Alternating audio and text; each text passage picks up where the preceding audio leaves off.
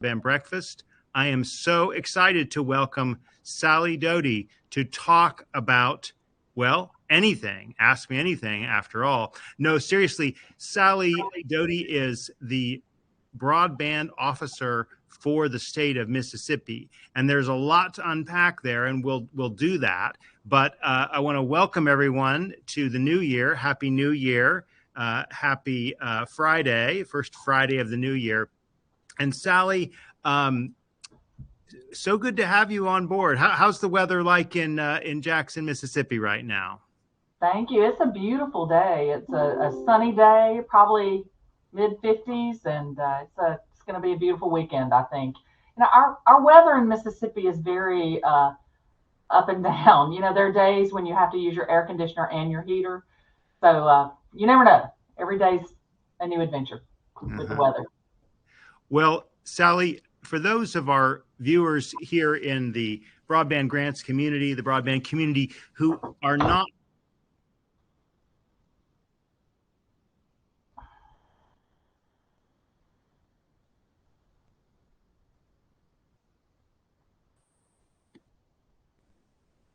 team, and how did you get into the role you're in this state office in Mississippi? BEAM, my office was created through legislation during this past legislative session. I believe we might be one of the last couple of states to have an official broadband office. Before that time, I served 10 years in the state legislature and then had taken an appointment in 2020 to work at the public utilities staff. And so in that capacity, I had administered some CARES Act funding for broadband expansion. So as we began to create this new office, of course, I was involved in it a bit. I still got to have a lot of friends in the legislature. So, at one point we thought it might come to the staff, and then we decided it needed to be kind of standalone underneath our Department of Finance and Administration. So that is where we are. We have about 6 employees, and we've got a couple of contract employees, of course, a lot of contractual third parties that we're working with. But through legislation, I think we were created on April 13th of this past year, and I began work on July 1. And I think we've done about 2 years worth of work in 6 months. Absolutely. And, interesting you mentioned that day, April 13th. I don't know if that was a Friday the 13th, but next Friday is a Friday the 13th. And next Friday, 7 days from now, is this kind of deadline. It may be a soft deadline, but it's still a deadline that the National Telecommunications and Information Administration has put out there to challenge the map. Let's talk about that. What are you doing over the next 7 days besides pulling your hair out? I mean, what's happening in the lead up to this deadline? Do you think they meant to put it on a Friday the 13th? Do you think that was intentional? You never know. Well, our office is extremely busy getting ready for that date. Now, we've been expecting, this challenge date. We'd hope that it would be pushed out further because, we got notice of it, on about November 18th, the Friday before Thanksgiving. And, Thanksgiving, Christmas, New Year's, my kids still want me in the kitchen cooking the turkey. So, it's been challenging, but we have been gathering information. We are working with Ready.net, who is helping us put our map together and put our challenge together. And we've had some kind of interesting events here in Mississippi that we can talk about more, but we think we'll be ready on January 13th and probably then file a few more afterwards. We've already had some response from the feds on our challenge that we filed in October and had a couple of thousand locations approved. We're not quite sure why the rest of ours weren't approved. We're trying to unpack that and figure that out as well. We'll add them on to the next challenge, but we're working just as hard as everybody else and putting all that data together. Well, we've got so much to talk about, so many great questions. In a short summary, there's you, Sally, and there's the office and BEAM. And let's actually start with you, Sally. Let's actually talk a little bit about yourself. And you mentioned this, but you just kind of skimmed over it. You spent 10 years in the Mississippi State Legislature. Let's talk about that. How did you get interested in politics, becoming a legislator of the great state of Mississippi? What was kind of the motivator in your mind to do this, Sally? I am a Mississippian, born and bred here. I've lived in a couple of different parts of the state, but I've always had a desire to make my state better. And had early on, when I was very young, thought about running for office, kind of ended up in a different location in the state where my family wasn't necessarily there, my support system. But after I'd been there for 25 years, a seat came open for the state Senate, and I thought, I'm going to run for it. So I ran I had a tough campaign. I had 4 or 5 opponents and worked extremely hard and was elected. And I just really enjoyed it. I still miss it. I have a lot of colleagues that I communicate with all the time, but it's just such an opportunity. I mean, the Senate, especially in Mississippi. And you were a senator. You were in the state Senate. Okay. I was in the Senate, yes. So I ran 3 times, was elected 3 times. I had opposition every time.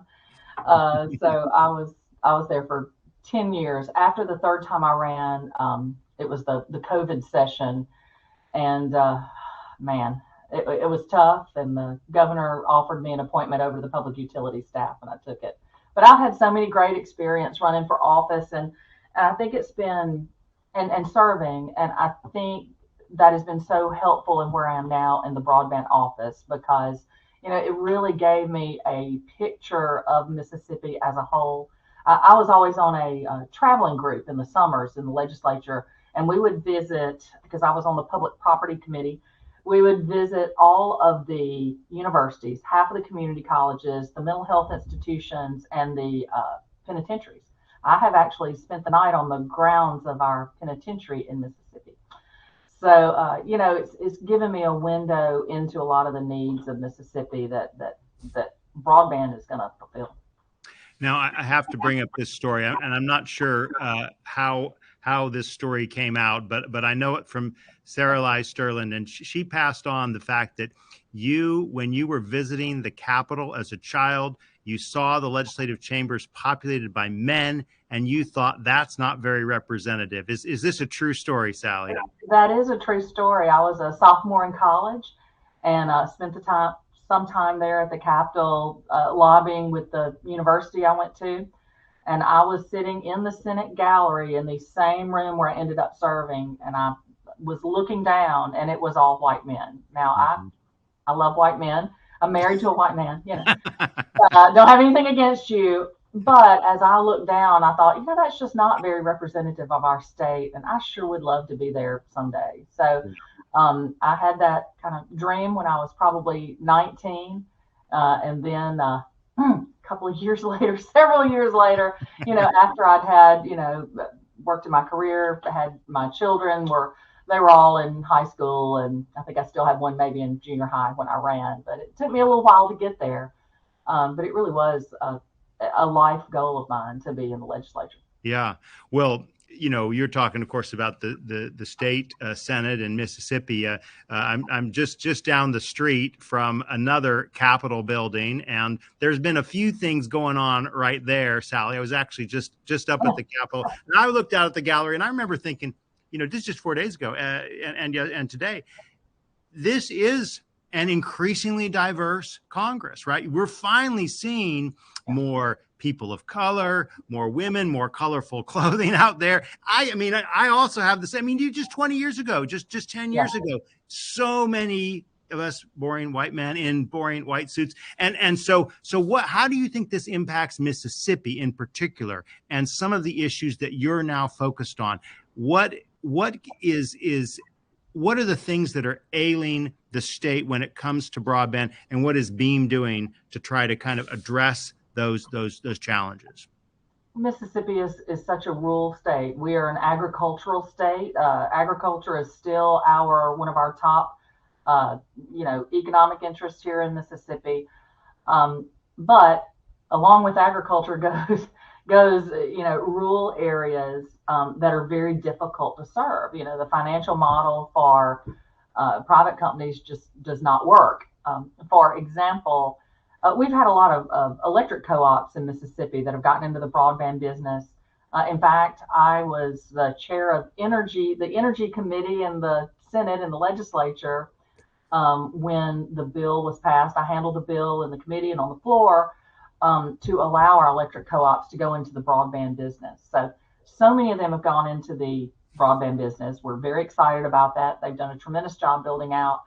But I'll give you one example. The co-op that covers the area actually where I live nearby in my old district, they only have 3 meters per mile. Mm-hmm. That's a hard model to make work. If you've got 3 meters per mile and then maybe somebody doesn't take service, gosh, that's very difficult. So that is our challenge that we have, is in our rural areas to have enough, enough people to take service to really, sustain the capital investment and then sustain the operation and maintenance of it. We also have a lot of extreme weather in Mississippi, as I alluded to earlier, and we have a lot of tornadoes in South Mississippi. We have a lot of hurricane winds that come up. So, we have some challenges in not only building our infrastructure, but also maintaining our infrastructure. And there was a lot of hesitancy early on about putting the fiber on the poles and having aerial fiber. But right. That's been very successful up in North Mississippi. A lot of the co-ops all the co-ops that are building out, they're using aerial fiber. And we've got some that's been up now for 3 years, I think, 2 or 3 years. And so it's doing well. Let's talk a little bit about Mississippi, about the demographics and the infrastructure, right? So I don't necessarily think this is true anymore, Sally, because of so much progress that I understand is happening in the deployment of fiber in Mississippi. But it's been said before, Mississippi's kind of the bottom of a lot of measurements. Is what is the state of connectivity in Mississippi vis-a-vis other states in your experience right now, and how is that changing? So if you look at the old data, the latest FCC data, what was out there, the 477 data, we do look like we're at the last. But there has been such a tremendous effort by our co-ops. I think we have 25 electric co-ops. Maybe you can do the math on this. We have 25 electric co-ops that cover 80% of our state. And of those 25 co-ops, I believe 17 are building out. So, that's covering a lot of areas. So I think we are in a better shape than perhaps some of the maps reflect, although we do have a tremendous amount of underserved areas as well, a tremendous amount. So what's happening here in Mississippi is our co-ops are building out in these rural areas, and then there's some other grant funding that's helped, some reconnect money that's helped, and then we are also my office is administering a BIP grant, a $32 million BIP grant. So those are in very rural areas, but then some of our more populated areas are still reliant on, older DSL.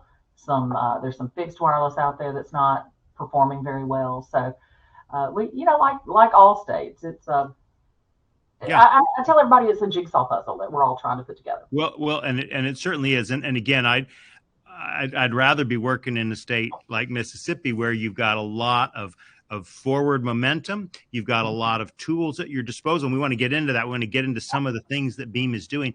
But I think that the Ready.net broadband audit for Mississippi shows just over 1,347,000 broadband serviceable locations, and almost 70% of those are either unserved or underserved by the standards of the Infrastructure Investment and Jobs Act. What is your take on that? Are those? Have you looked over those numbers? Where do you think that 1.3 million is that number kind of too high, too low, and where did the challenges that you've made come into that? So just for the 1.3 million locations, we do have some areas in Mississippi that have some extremely high growth. Down on the Mississippi Gulf Coast, we are seeing a tremendous growth area down there, kind of with the with the economy the way it is, I was talking to some home builders the other day. Actually, my husband works in that area, so in the home building world. So a lot of folks who live maybe New York, somewhere cold, somewhere with a lot of people, have always wanted to move down to Florida. Perhaps it's not economically feasible for them to do that anymore, but you can come down to the Mississippi Gulf Coast. I'll do a little commercial here. You can come down to the Mississippi Gulf Coast, buy a great house for, $300,000, something that would cost almost $1 million down in Florida, and have that kind of coastal lifestyle here on the Mississippi coast. So they are blowing and going down there. Also in DeSoto County, which is the extreme northern part of Mississippi, they have extreme growth as well. They are right outside of Memphis, and it's a tremendous industrial area. There's a FedEx hub is there, and different great growth in industry. So a lot of people are moving to DeSoto County. They've got a tremendous public school system. And so we actually, that's what our first challenge was based on, was the growth in DeSoto County. So, we've got a lot of high growth areas as well in Mississippi, interspersed with our rural areas. It's a real mix. Right. Well, in terms of the challenge, you did mention this earlier. You made some challenges earlier on to the fabric numbers. We've discussed the January 13th date of the challenge deadline. Just anything more you want to say about what you've put forth already, or what you plan to put forward in the next 7 days on that, Sally? We worked closely with our providers too. We had a provider who they self-identified an overstatement in some of their locations, and so we were able to work with them, and part of our challenge will be based on that. I believe they have I don't know if you would call it a challenge. I don't know if they're challenging themselves. I don't know how you would say have reworked their data as well. So so that will make up a big part of our challenge as well. Right. So Sally, we chatted a little bit about BEAM and how BEAM got formed in April. Let's talk a little bit about what you've done since you left the legislature in 2020. So what did you do at the Mississippi Public Utilities Commission or Public Service Commission, and what sort of, as the pandemic kind of took hold in 2020, 2021, what was the sort of reaction that led to this great initiative in the form of BEAM? So at the public utilities staff, the first day I walked in the door, the general counsel there said, well, we've got to administer this CARES Act money. And I had voted on it as a member of the legislature, and my focus was on some other things. I didn't realize the deadline was so quick. So if you'll recall, all of the CARES Act money had to be spent very quickly. By December 31st, right? Wasn't it? Actually? Yeah. So I started work there, I think, July 15th. And the legislation had some deadlines in it. So we had about a month to create an application, designate unserved areas, and then pick the awardees. So it was a tremendous amount of work that we had to do right when we walked in the door. Fortunately, there were some great people there already existing at the staff. Our telecom director at the staff, who now works for BEAM, he had a great base of knowledge, and so we were able to grant out. It was $75 million of CARES Act money that was required to be matched. So it was we leveraged it into $150 million. So we administered that funds, and of course everybody was freaking out because it had to be. This was in August, and I think the terminology, and I'm trying to remember, it was, you must have substantial progress or something, Right. So we interpreted that as, you've got to have service to somebody. Yeah. So that's what we told all the folks who were awardees. You've got to have service out to somebody. If it is 10 people, if it is a hot spot, whatever, you've got to have service. Because they all said, oh, we'll have it out by February, but I got to have it by December. And, as it turned out, the deadline was extended. But we really pushed them and had some great results. And those numbers just continue to climb with what happened with that money. But so during that, I really became more involved with the ISPs through the state, began to know more of them. And we say Mississippi's a big small town. We all know each other, and you don't know somebody, you know somebody that they know. But, began to really have those relationships. So over in the next August, we were about through, we got all the CARES Act money. It was great success. We had a lot of carriers who started to contact us about the BIP, the Broadband Infrastructure Program. And to apply for that, the NOFO required that you have a governmental partner. And sorry, just let me just kind of interject for a quick moment. So you're talking about 75 million in CARES Act, the coronavirus, and those were the ones with the tight deadlines, but there was a lot of liberality in how you spent it, as I understand.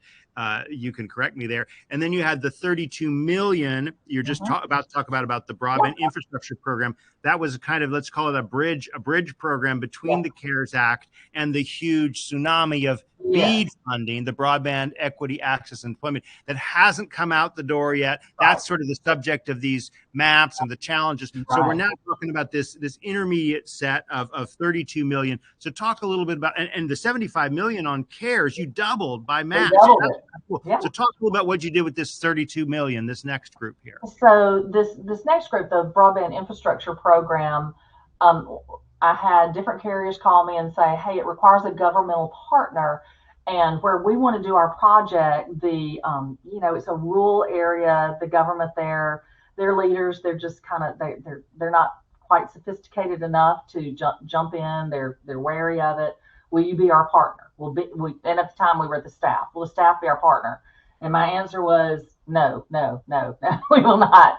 But as it got closer to the deadline, I realized that Mississippi was going to lose out. And so I talked to the governor's office. Our Governor Tate Reeves has been so supportive of all of our efforts.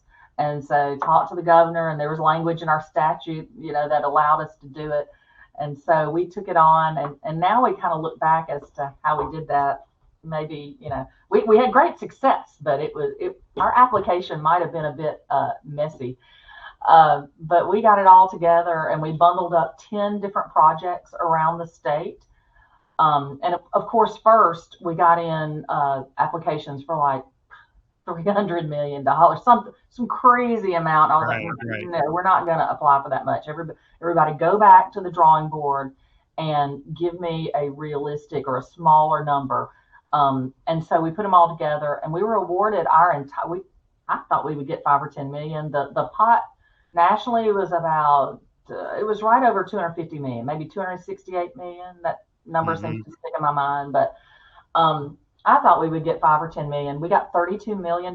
We were the second highest awarded project. And so we are currently administering that. And really that has been so helpful to us to establish our policies and procedures that are going to be helpful as we move into the administration of the BEAD program. Okay. Speaking of broadband, my connection cut out briefly. I heard you said no to the government. What the governor? What did you say no to? No, not to the governor. I always say yes to him. I said no to the providers who were out, who had a project and who wanted to apply for the BIP grant, but needed a governmental partner, and they couldn't find a local partner, so they kept calling my office, emailing me. And I said, oh, no, we're not going to do it. No, we have plenty of work. We're not going to do it. So but we did. This raises a really key question here, Sally, and there's no way to ask it politely. Like, how do we keep those incumbents who overpromise and underdeliver from getting the lion's share of the hundreds of millions that Mississippi is certain to get, if not billions? How do we keep them from getting that and instead keep it local, keep it with co-ops or local or startup? I mean, what are your thoughts on this? And again, I understand you got to answer politically, right? But what is the way that we make sure we get this effective use of money? I think that we have enough unserved and underserved areas in Mississippi that there's room for everybody. I do. I think there's a place for everybody. There's room for our larger carriers. There's room for our very small some family-owned, rural telephone companies. There's room for everybody here in Mississippi, and that is our job at the BEAD office and Beam office, not BEAD, Beam, very close. Beam up some BEAD funds. Beam, yeah, that's already been used. Beam in some of the press here, they're saying beam us up some internet. Yeah. But you have to understand that. I will say this: my last agency I was at was the Mississippi Public Utilities Staff, so it was the PUS, and I did not like that acronym. So I wanted to make sure we had a very good acronym at the broadband office. Yeah, but absolutely. We're being. But I think we're going to give that a lot of thought and consideration. But I do. I think there's a place for everyone, and we're going to see. We're about to get our capital projects fund money, I hope, approved. It has not been approved yet, but how much will that be for? It's 162 million for Mississippi. Okay. We hopefully during this first quarter of this year it will be approved. We didn't have anything. We're not building any buildings. Nothing crazy in our plan. It's just large scale infrastructure projects. So we look for that to be approved, and I think that is going to kind of show us the lay of the land and perhaps what the thought is with some of our different providers. So we've got lots and lots of great questions, and we want to get to as many as we can. One from, actually, this is like 3 great questions from Mike Dunn, so I'm going to break them apart here. One is, when does Beam anticipate rolling out competitive broadband funding rounds? What's your timetable? Let's from January 13th, next Friday forward, give us your sense of the timeline for projects here. So this is my sense of the timeline, and of course, I often am a glass half full kind of person. But also know that we are always waiting on our friends at the federal government to approve things. So sometimes what I anticipate is not exactly what they can deliver on, and my goodness, they're doing things nationwide, so I understand.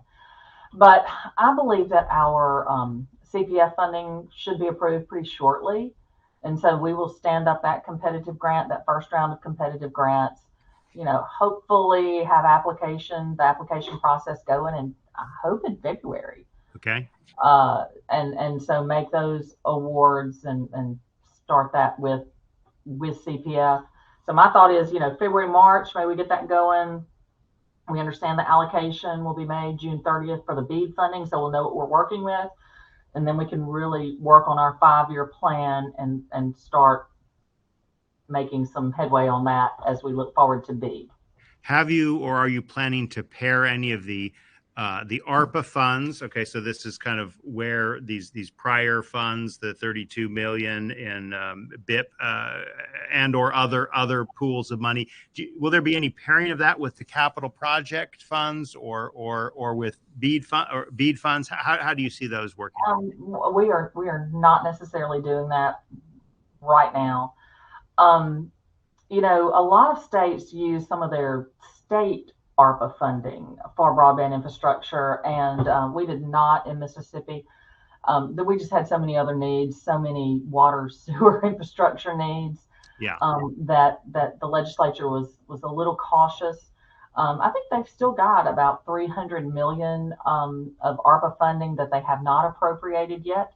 And, I think if I went to them and said, hey, we really need some additional funding. But our thought is right now we're just going to kind of wait and see what our allocation is under the BEAD program and see what we can push out. And, our plan is to reach everyone in Mississippi. And I was on a call. I did a Zoom call with all of the city clerks in the state of Mississippi. Mm-hmm. And there was one city clerk in a little town in the Delta, Drew, Mississippi. Mm-hmm. Football fans, it's where Archie Manning's from, Drew, Mississippi, I believe. I'm correct. But the city clerk from Drew at the end, she was like, "You're even going to come to Drew?" And I said, "Yes, we're going to come to Drew. We're going to make sure there's service everywhere around the state." So that's our job, and it's a big job, isn't it? So let's keep going with some great questions. Here's one from Keely Knight. Sally, what have you found to be the most effective ways to reach local folks who may not have any internet connection?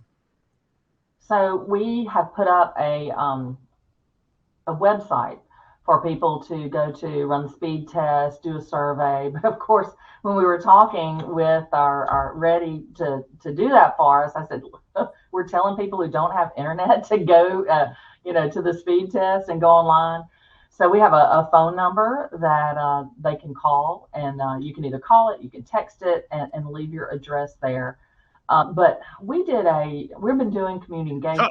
Talk a little bit more about this. This is really, really creative. I mean, you've got like a text message system where you can type in, like, how does that work? Just and you've got like door hangers. Like, talk us through some of the marketing you're doing on this, Sally. We've got a lot. So this is what I learned in my political campaigns. People get information different ways. Some people you're going to reach them with the radio.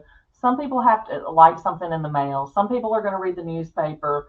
Some people want a meeting, somebody to tell them. So that's what we're going to try to do. And through many different forms, we're going to do mail. We've been doing a tremendous amount of community engagement meetings, and we found it works really well in conjunction with a legislator from the state. Uh-huh.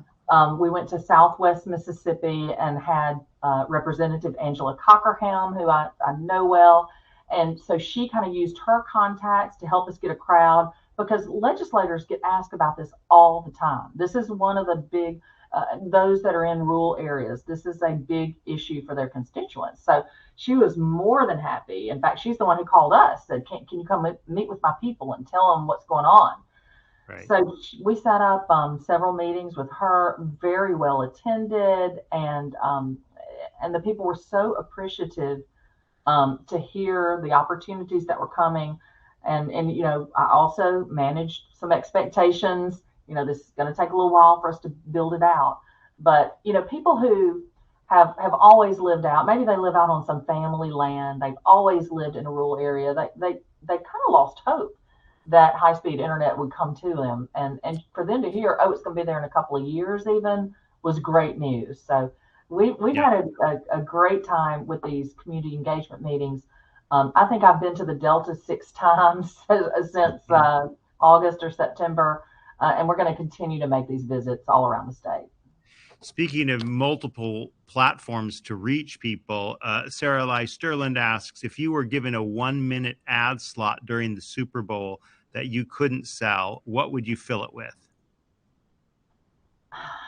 So if my target market is all Mississippians, it would be exactly what we say on our posters, on our mailers. It is, are you tired of slow? Are you fed up with slow or no internet? If so, go to this website, do the speed test, do the survey, and it will help all Mississippians get the funding and the allocation that is necessary to build out internet service in Mississippi. But I like that's what we put. Are you fed up with slow or no internet? Yeah. And it's so frustrating. What kind of feedback are you getting from that campaign, Sally? I think it's been very positive.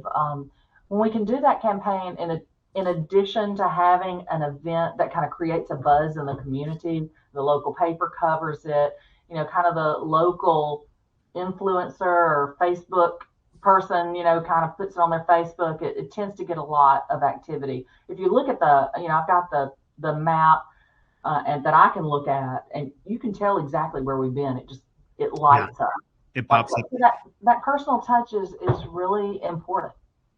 Now, I know you've got a goal of 100,000 speed tests. How far along are we? How long are we? We were very eager and maybe set a large goal, which is great. But we are well on our way to that. I think we're not quite at 100,000 yet.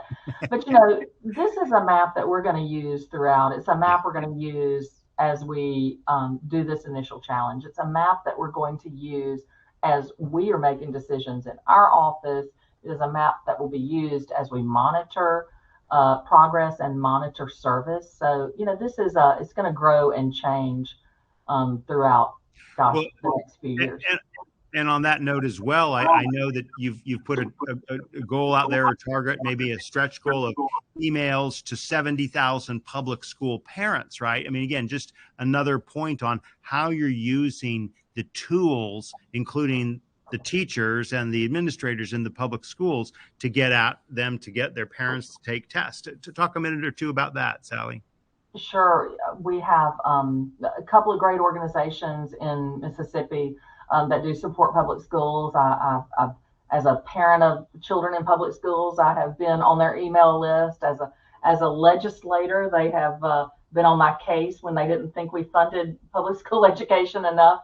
Mm-hmm. So, a couple of groups we're very familiar with have agreed to send out emails for us. We've also met with the Department of Education, and they have already been collecting information on service in Mississippi. So we're getting some of their information as well. So yeah, I think we had 68,000 emails sent out on our behalf that we hope will drive people. And, the timing was bad. We sent it out originally kind of during that Christmas break. So we're going to resend that and hope to get some additional oomph from that. But, we have been reaching out to so many different groups. Like I said, I did a call with all of the city clerks around the state. I spoke at the supervisors. Our counties are all governed by a 5-member board of supervisors. We have 82 counties in Mississippi, 5 supervisors in every county. So spoke at their fall meeting, and I have an article that's in their magazine that comes out. So, we've been really reaching out to all these different groups to kind of leverage our reach by using those groups to reach out to their people, to reach out to leaders in the community. Sally, is broadband a luxury or a necessity? Oh, we think it's a necessity, and especially in rural Mississippi. It is difficult to have maybe all the teachers that you need, or the healthcare, the doctors that you need. We have difficulty getting them into those rural areas. So think about the difference that connectivity makes. And for telehealth and for, you can maybe stream in the best and brightest teacher in Mississippi. Maybe you can stream them into Drew, Mississippi. But also for remote work. That just gives so many opportunities. There's a lady in my small town now, might not be good for some people, but a lady in my small town who'd always worked for the local accountant. I think he might not have paid her what she was worth, right? And so she got a remote job with a big accounting firm living in small Brookhaven, Mississippi, and I think at least doubled her salary. So just so many opportunities. We've got such great people in Mississippi, and we've got a lot of people who've scattered out to other places, and we want those people to come back home and have the opportunities through high-speed broadband to keep their job and then have a great quality of life. I mean, that really is the promise, right, of broadband, is being able to equalize or give opportunities everywhere, right? And the reality, and you're kind of sketching out the case for it. Are there still people who believe that broadband is a luxury and not a necessity? How do you talk to them or convince them, or is that not a problem anymore? And we're past that. I don't think that's a problem anymore. I think COVID made that apparent to everyone. Now, before COVID, when we talked about it, it was, people just want to stream Netflix, or play video games. But once, when we've gone through COVID and we had, lockdowns like everybody else, and it became so apparent that you had to have that capability. And so I think that just, magnified that conversation and really convinced most everyone that it is a necessity. So I don't really even talk about that anymore. No, that's that for granted. It is good to know. Yeah, that was a question by Catherine, and we've got a great answer. Adam Bender has this question. Senior editor of Com Daily, Adam writes, do states need more time to challenge the FCC national broadband map beyond the January 13th deadline? If so, how much more time is needed? And do you think an extension is likely? I know that Senator Wicker from Mississippi joined on a letter asking for additional time. Additional time would certainly be helpful. And we would love to have that additional time. I would love to have at least another month, maybe a little bit more than that. We lost a month with holidays. Yeah. Thanksgiving, New Year's, Christmas.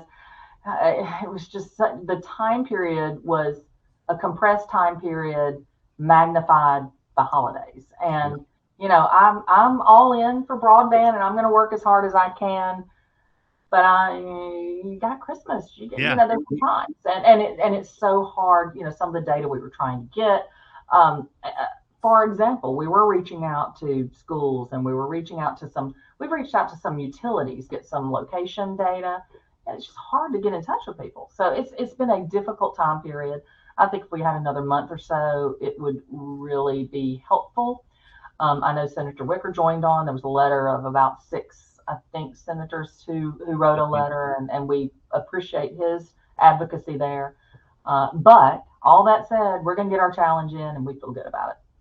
So what are the key things that Mississippians in-state broadband grant applicants need to know about the process, including kind of building off the timeline answers you've made here? But what are the big things that those who are seeking to apply for grants in Mississippi need to know right now? I believe that they should go ahead and familiarize themselves with the procurement rules that you have to abide by, the federal procurement rules, and then state procurement rules as well. We have had a crash course in all of that with our BIP funding. Of course, we've got accountants and auditors who help us. But you've got to abide by those procurement rules. And to me, that seems to be the most difficult aspect to get over. So that would be my advice. Sally, obviously you've got a team there. I'm kind of super impressed with the way you've been able to go from kind of 0 to 60, or at least 0 to 6 people in very little time. And what is it that are key? I mean, again, granted, if it's too technical, kind of give us your thoughts on how you want to approach this. But this question from Alan Smith of Vivacity is one that I'd be interested in your thoughts on. With the focus on providing affordable broadband to areas that are unserved, dwellings inside a broadband provider service area are usually mapped as served. Okay, and this gets to this fundamental problem with the Form 477, that anything in an area census block was considered served if one was served. Now, obviously, the whole point of the serviceable location map is to get out of that. But in the meantime, we still have these issues where we talk about urban black holes that don't have service, or even multiple dwelling units that don't have broadband to them. What are your thoughts on this question? My thoughts are those are unserved areas, and we're going to reach out to them. Okay.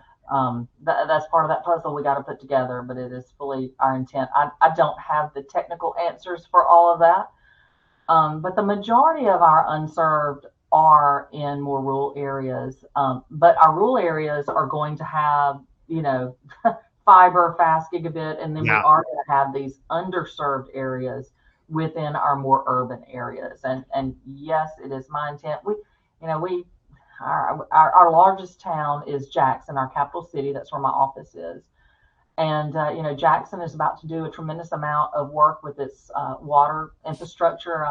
Unfortunately, we've been on the news a good bit with some issues with our water. And, I think there are a lot of opportunities there to work with the city of Jackson, perhaps through their new distribution system. Maybe we can shoot some fiber through there. I hear that's a new technology.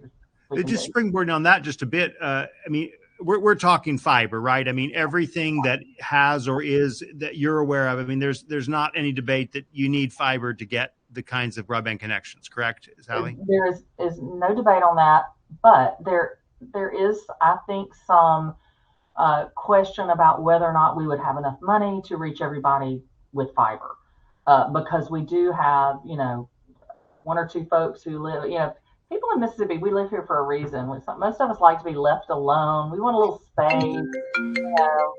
So, we have some people who it's going to be difficult to reach. And so there might need to be another technology used. But number one is fiber. And that is our goal. And we're going to look at the money, look at our allocation, and then make some decisions based on that. If we can use some other technologies as well. We've got a company up in the Delta that's part of our BIP, one of our BIP grantees, and they're using kind of a combination of fiber and then they shoot out the signal. So I think there are a lot of technical options out there. I tell everybody my background is not the technology. I'm going to have advisors to help me with that. Right. Well, and I want to ask about that and your leadership in the state, but I've got to ask about the map behind you, because every time there's a map, I go, "Wait, what is that?" And my colleague Sarah also wanted to know. So tell me what that map is behind you there, Sally. So that is a map that we just put together in our own office. We started doing all this. We took fortunately, I had access to my Angel Stenmark, who works with us. And Angel was the director of telecommunications for the public utility staff for several years. So she had been working, with the CAF2 build out and different things. So Angel was able to put this map together that showed, all the 477 data, and then RDOF, then our CARES Act money, and then the BIP grant. And I think we might have something else on there too. I have one that's like this that I carry around as my visual aid when I go speak different places, but it doesn't have a legend on it. It doesn't tell what any of the colors are, because I don't want it to be on the front page of the newspaper somewhere saying, "Oh, you're going to have service." So, but that's just our in-house map. In-house map. So Sally, we got a number of questions about your proudest accomplishments as a legislator, and let's talk as well about leadership and what you've been able to do as you've come over to Beam, having served in the legislature. So I guess two-part is, what are you most proud about having achieved when you were a senator in Mississippi?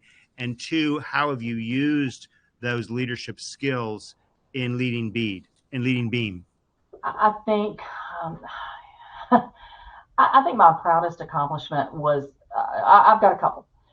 So I think really shepherding this, the bill, that the Broadband Enabling Act that allowed our co-ops to get into the business, was extremely important. And so there were a lot of people. I don't take credit for that. And in fact, it was a House bill. I was in the Senate. We had a Senate version. But I handled it in committee, handled it on the floor. I took a lot of questions that day. When you're in the state Senate in Mississippi, you stand up to present a bill on the floor, and there are 50 people out there, 51 people out there that can just ask me anything. So you got to be prepared for anything. Got to be prepared for amendments. So I'm very proud of that. I also did some work on campaign finance reform in Mississippi that I was very proud of, and we made some changes to make us more in line with some federal rules that I think are very, very helpful. I also did a good bit of work on teen pregnancy. We had a very high teen pregnancy rate in Mississippi, and I worked on that. I had some successes and some failures on that in different bills. But something I was interested in. I had, at the time when I was working on that, I had teenagers in school and just saw such a need there to address some issues. So I worked on a lot of different things in the legislature. I had a great time. Mm-hmm. What do you think Mississippi would be different if there were more women in the legislature or more diversity in the legislature? I do. I really do. I would like to see more women. The House is starting to get more women. The Senate, we've actually gone down in the number of women in the Senate. And I think that, now in the age of social media, it is so hard to serve in public office. I mean, you would not believe, we had a very contentious vote in 2020 over changing our Mississippi flag. We still had a Confederate symbol on our flag. We needed to change it. If you'll remember the atmosphere in 2020, there was very racially charged. And we were very lucky in Mississippi that we did not have a lot of problems or riots or incidents. But I think it's because we took that action of changing that flag. But I will tell you, I've never had, I don't know if I'll call them threats. They almost were Right. threats, but it's very difficult, very Did, difficult to serve in the legislature now. My hat is off to anybody who runs for political office. did you think that would sink your chance for reelection, taking that vote? I knew that I thought I could. So I'd run for election 3 times. I'd won 3 times. I thought I could win again, but I knew it would be difficult. I knew it would be difficult. Yeah. Well, thanks for bringing back the co-op point again, and your leadership in that. And it just again prompts my thinking about Senator Wicker has had a very important role. He was chairman of the Commerce Committee when the Republicans were in control very, very recently, until 2 years ago. How has he been supportive, and how do you work with other Mississippians in Washington on broadband projects, and how do you kind of see the next steps of the work, particularly like this co-op bill that allows funds to go and co-ops to do much more with broadband, right? Yeah, Senator Wicker and his staff, they have been so supportive. And, we had an issue with our BIP grant, a procurement issue we were trying to work out. We talked to some of his staff. So, they helped us get to the right person. But all of our federal delegation, we just really try to stay in touch with them. We've been in touch. I had a long call, Zoom call with Representative Thompson's office not too long ago. They had some questions. They were concerned about the mapping with just cause. They were concerned about the mapping and wanted to understand more about the challenge process and what we were going to do. I think I still owe them one more call.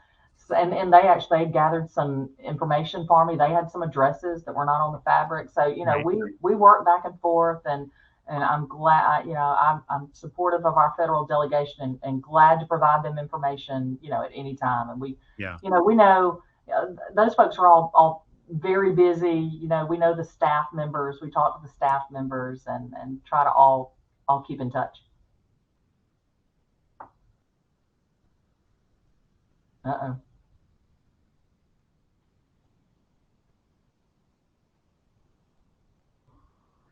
Sally, I can't hear you now, but Uh-oh. oh yeah, There we go. yeah. Sometimes it comes in now. This is kind of the reverse of the "What did you learn from leadership?" question. This is from Adam Puckett. He asks, "Have you had to unlearn anything from politics as the head of Beam?" I do think I've had to unlearn some things. I think, as we admit, we're going to be federal grant administrators now. That's it. And, in the legislature, if I didn't like a rule or a law, I had the opportunity perhaps to change it or amend it. And so a little bit different here. We've got to comply with NOFO, with the procurement. The rules are the rules. And also it is managing expectations. When you run for office, you can promise, we're going to cut taxes, we're going to do that.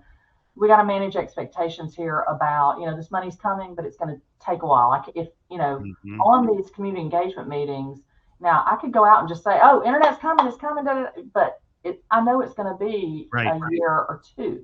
And so I think it's important to talk to people about that and let them know they all understand it. They all understand that, if you live out, it might take some while for some services to get to you. So that's to me, that's important, is to manage expectations. And then these federal guidelines, man, you got to make sure you comply. Let's talk a little about compliance, about kind of organizing, systematizing. What are some of the concerns that you've had, and what are some of the tools you've used and are using to adapt and to kind of systematize this application process, Sally?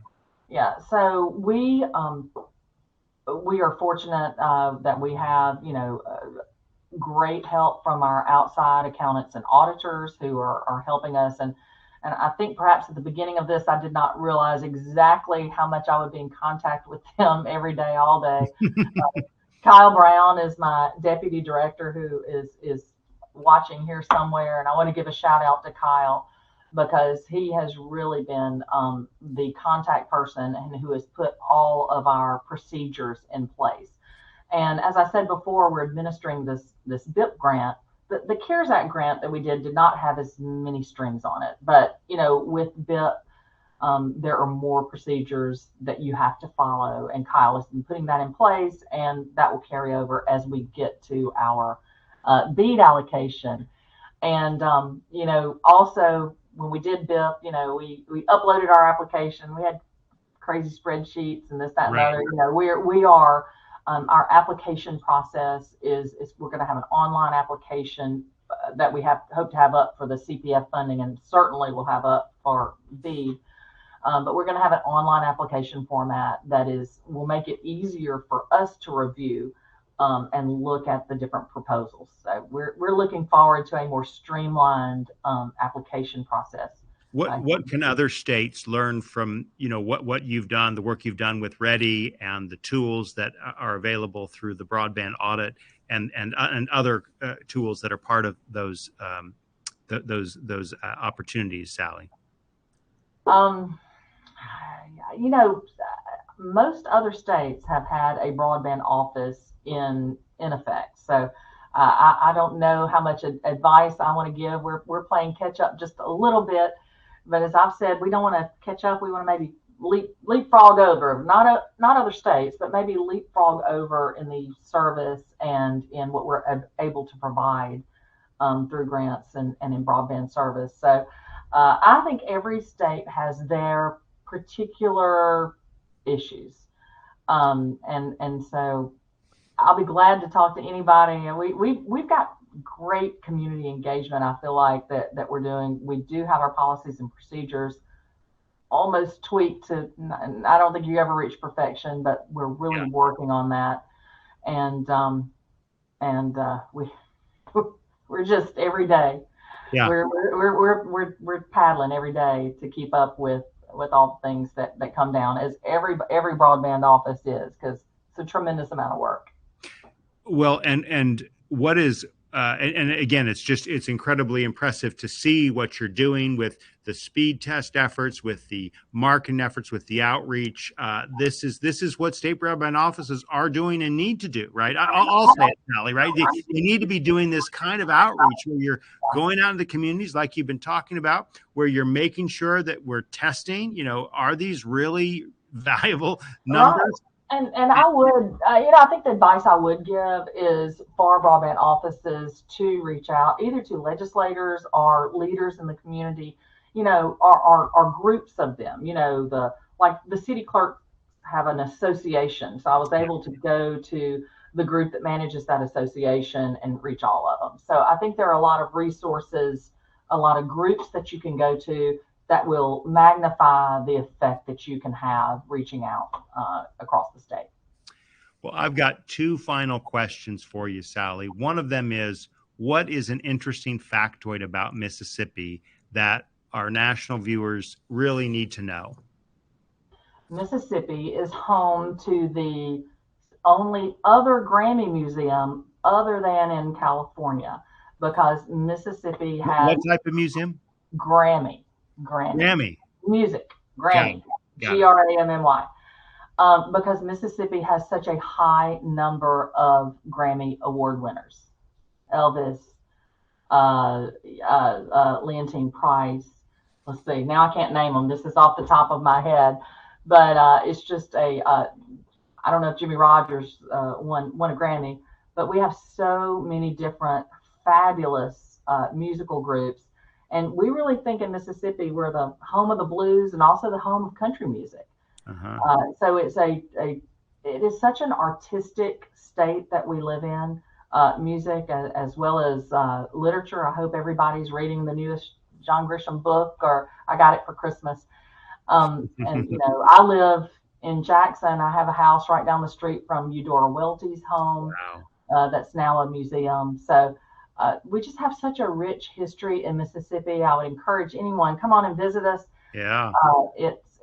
We're often portrayed in a different light. I think you'll find us to be a state that's really working together to try to move into the future. Sometimes we shoot ourselves in the foot as happens, but it's really a great effort here. So we'd love and invite you down. Come on down. I'll cook dinner for you. Well, it's making me excited. It really is. This is the last question that we've got for you today. This comes from Bryce Ratner Keithley.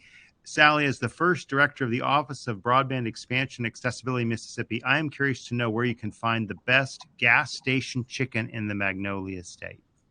So this is a great debate in Mississippi. A lot of our small towns don't have fast food restaurants. And even the ones that do, you will find that gas stations often have the best food in town. And so I will tell you that the chicken on a stick in Brookhaven, Mississippi, there are two different gas stations. I'm afraid they might find out if I said which one was the best. So the chicken on a stick in Brookhaven, Mississippi on Highway 84 or Highway 51. Best chicken. Well, that will have to be our last question. It's been so exciting to spend this hour with you, Sally, to learn more about the BEAM office in Mississippi and to get a sense for the challenges you're facing and how you're approaching those at this crucial time for broadband across the country. Stay tuned for future events, Ask Me Anything events on broadband money in the community. We've got many of them listed on the discuss.broadband.money page, and there will be more coming up later this month and throughout the year. On behalf of Sally Doty, I'm Drew Clark. We'll see you later. We'll see you later, and look forward to so much more great stuff coming out of Mississippi. We hope we'll let you know. Thank you. All right, take care. Okay. Bye-bye. Bye-bye.